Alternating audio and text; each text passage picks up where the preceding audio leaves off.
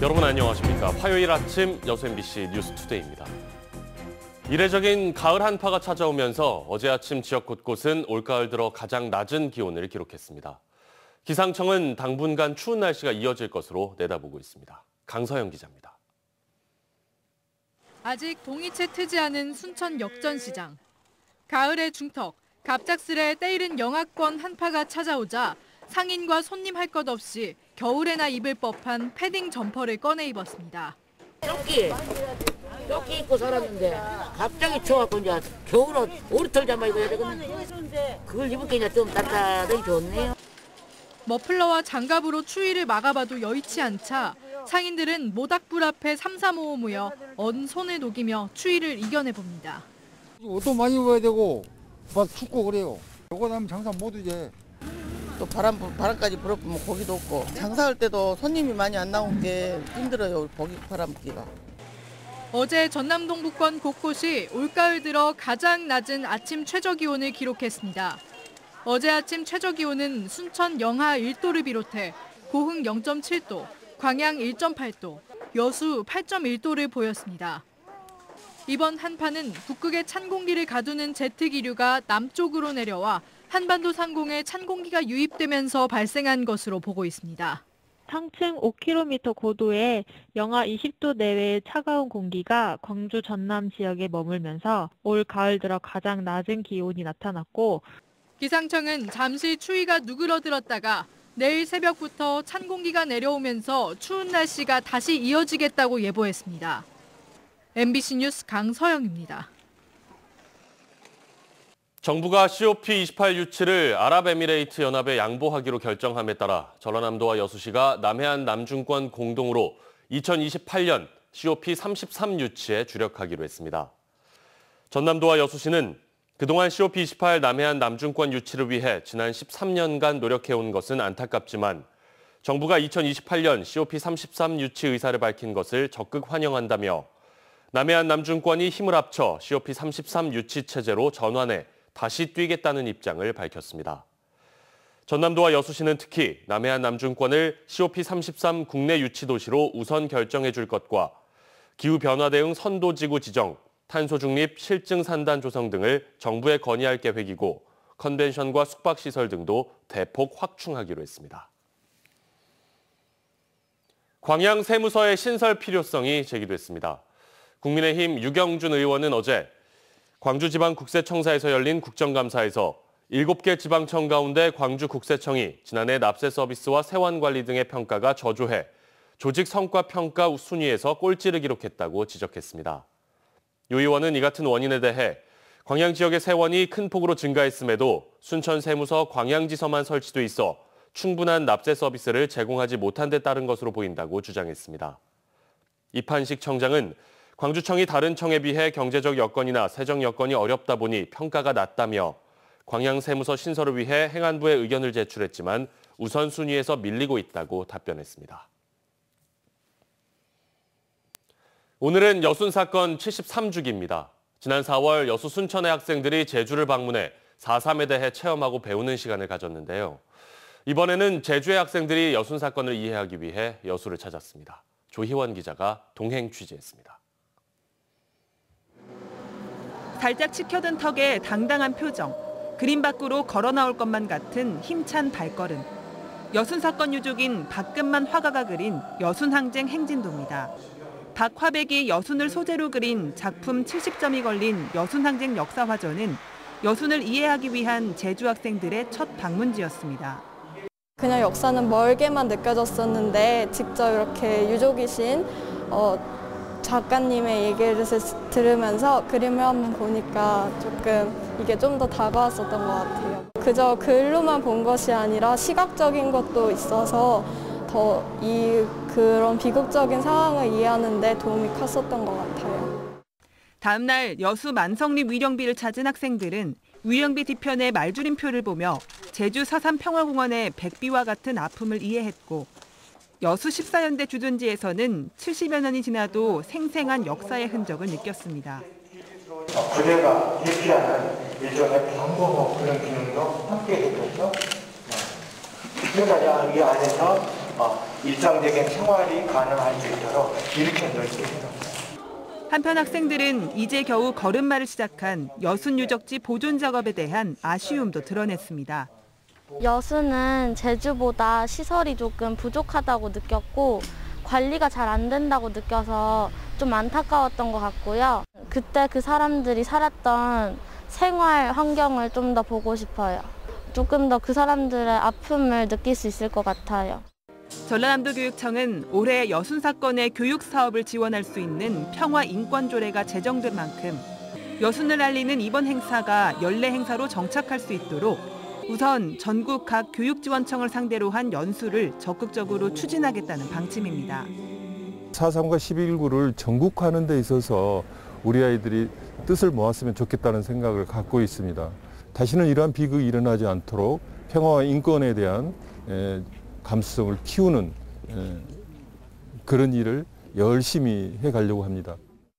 어제 여수 순천 지역 학생들과 교류 행사를 가진 제주 학생들은 오늘 여수 이순신 광장에서 열리는 합동 위령제에 참석할 예정입니다. MBC 뉴스 조희원입니다. 여수시가 여순 사건 73주기에 맞춰 오동도의 여순 사건 기념관을 개관합니다. 오늘 문을 여는 여순 사건 기념관은 해방 직후 국내 상황과 사건의 전개 과정, 특별법 제정 노력 등 6개의 아카이브와 손가락총을 형상화한 포토존으로 구성됐으며 과거의 아픔을 딛고 현재의 아름다운 관광도시로 도약한 여수의 주요 관광지 VR 파노라마관과 여순 사건 영상체험 상영관도 마련됐습니다. 여수시는 특별법 제정을 계기로 이번에 문을 연 여순 사건 기념관과 다크 투어리즘 운영을 통해 여순 사건에 대한 국민적인 공감대 형성에 주력한다는 계획입니다. 고흥군이 산업통상자원부와 농림축산식품부가 후원하는 제1회 2021 고객 신뢰도 프리미엄 브랜드 대상 귀농귀촌 선도도시 부문에 선정됐습니다. 고흥군은 민선 7기 들어 전국 최초로 인구정책과를 신설한 뒤 귀농귀촌 행복학교 개소, 정착 장려금 지원 등 다양한 사업을 추진해 높은 지역 재생산 지수를 달성한 것이 좋은 결과로 이어졌다고 평가했습니다. 목포시가 폐기물이 섞인 토석을 도심 한복판에 쌓았습니다. MBC가 중장비를 이용해 토석 더미를 직접 파봤더니 역시나 내부에서 폐기물이 발견됐습니다.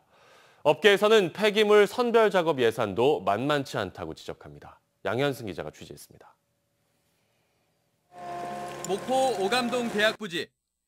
목포시가 올해 5월부터 쌓아둔 흙은 920세제곱미터, 24톤 덤프트럭 90여 대 분량입니다. 표면상의 폐기물은 확인됐고 속은 어떤지 MBC가 중장비를 투입했습니다. 임의로 3곳을 파서 확인했습니다. 인력으로 들기 어려운 크기의 콘크리트 덩어리들이 쏟아져 나왔고 빈 술병, 플라스틱, 고무 등 갖가지 폐기물들이 뒤섞여 있었습니다. 폐기물이 일부 섞여 있긴 하지만 그래도 흙은 아주 좋은 흙이라는 게 목포시의 일관된 답변입니다. 하지만 건설업계에서 이야기하는 것은 다릅니다. 폐기물이죠. 예. 이렇게 뭐 쓸 수 있는 흙은 아니고요. 이걸로 조경 사업을 할 수 있습니까? 할 수가 없습니다. 예. 부적합하다. 예. 애당초 옛 화장장 흙을 파서 폐기물 선별 처리를 생략하고 반출했던 게 문제. 목포시는 전체 야적된 토석의 3분의 1가량이 폐기물로 처리해야 할 것 같다고 털어놓았습니다. 300세제곱미터에 이르는 물량입니다.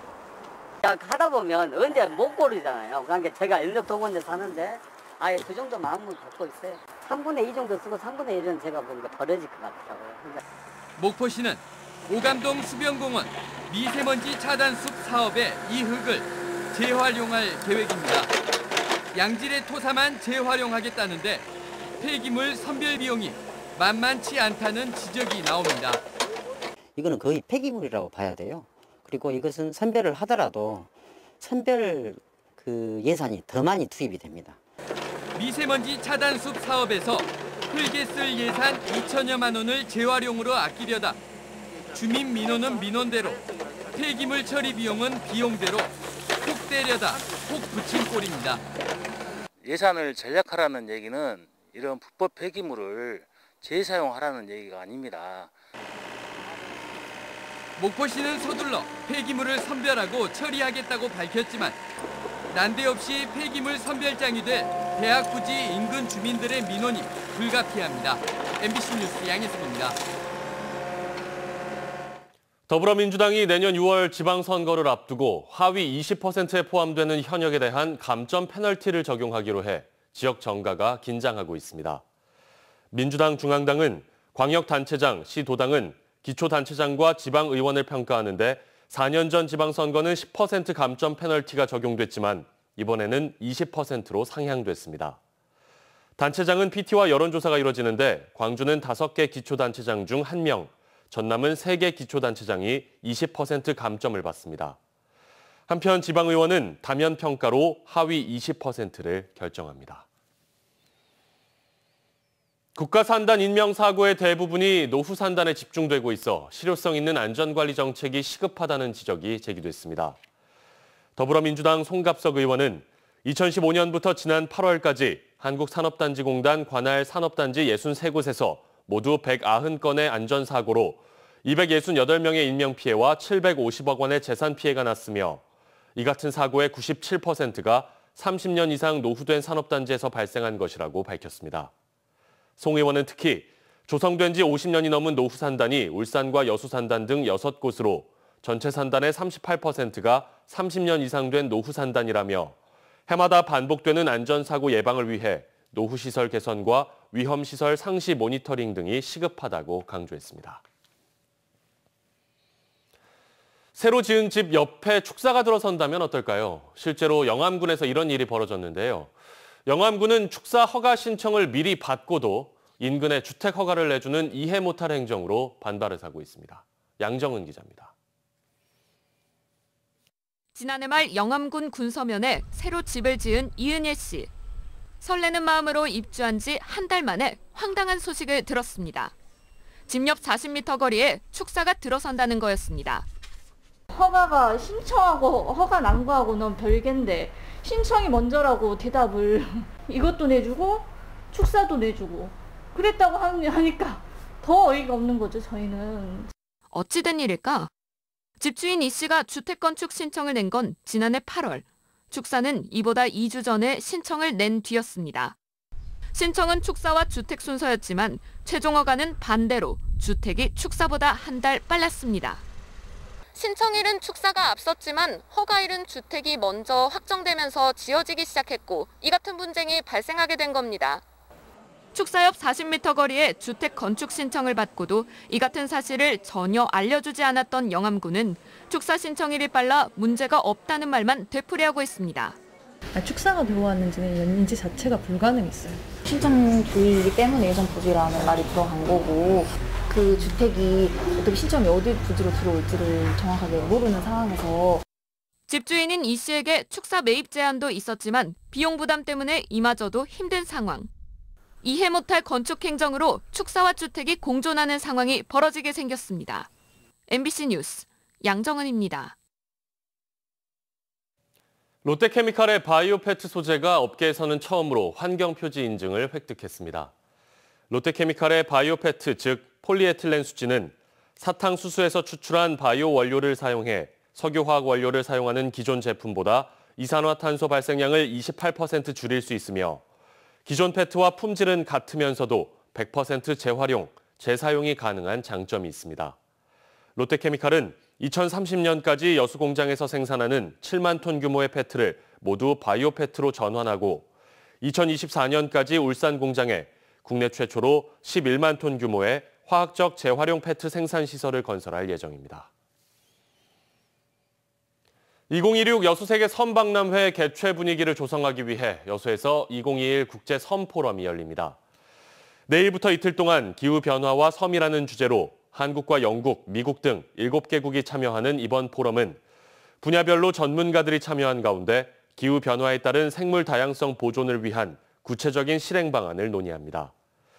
여수시는 국제 섬 포럼이 지역 특화 마이스 일환으로 2018년부터 해마다 추진해온 행사라며 특히 올해는 2026 여수세계 섬박람회를 전 세계에 알리는 기회가 될 것이라고 밝혔습니다. 산악인 고 김웅빈 대장을 기리는 기념관 건립이 추진됩니다.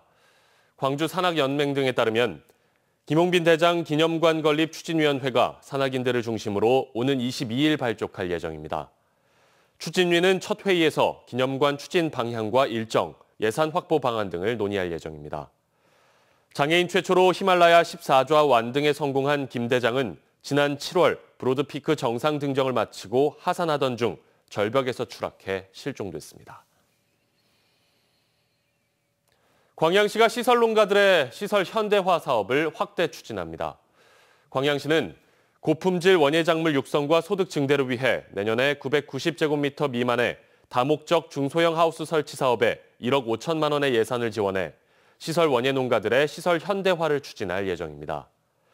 시는 또 고품질 원예작물 육성을 위해 25억 원의 사업비를 추가 투입해 밭작물 공동경영체 지원 사업, 스마트팜 ICT 융복합 확산 사업 등의 사업을 지원할 방침입니다. 영광군을 뺀 전남의 모든 군이 인구 감소 지역으로 지정됐습니다. 행정안전부는 전국 시군구 가운데 89곳을 인구 감소 지역으로 지정 고시했고 여기에는 전남 16곳과 경북 16곳이 포함돼 두 지역의 소멸 위기가 특히 심한 것으로 나타났습니다.